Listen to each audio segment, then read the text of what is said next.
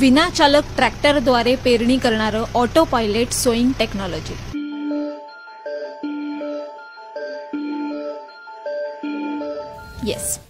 या जर्मन तंत्रज्ञानाचा महाराष्ट्रात पहिल्यांदाच वापर करण्यात आलाय। अकोला जिल्ह्यात राजू वरोकार आणि त्यांच्या कुटुंबियांनी पेरणीचा हा नवा प्रयोग केलाय।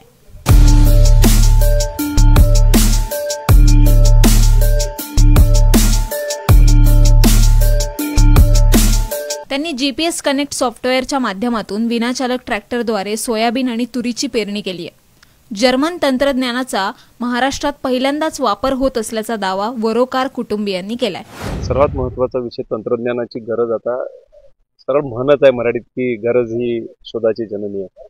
दरवर्षी पेरणीनंतर मशागतीची इतका प्रॉब्लेम्स आहे लेबरचा। 140 कोटी लोकसंख्या आहे, पण त्यातली खरंच शेतमजूर किती आहे किंवा शेतीत काम करण्याची इच्छा किती आहे।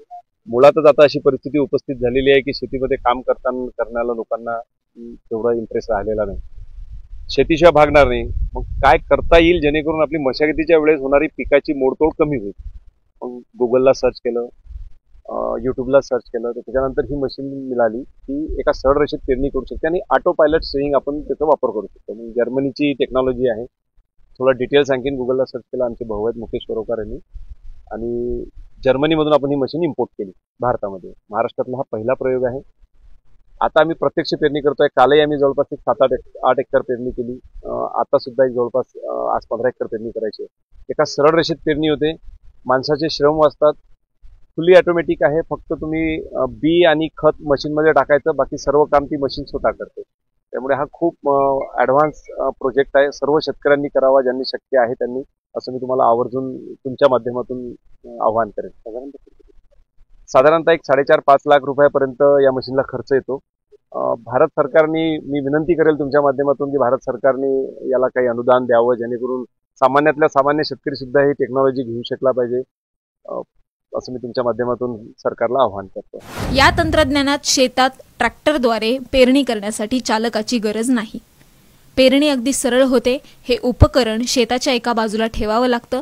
जीपीएस कनेक्टद्वारे ते उपकरण ट्रॅक्टरशी जोडलं जातं। हे डिव्हाइस सॅटेलाइटला कनेक्ट होतं आणि जे सॅटेलाइट याला भेटतात हे ट्रॅक्टरला कोऑर्डिनेट्स पाठवतं आणि त्या कोऑर्डिनेट्सच्या हिशोबाने हे सगळं काम करते।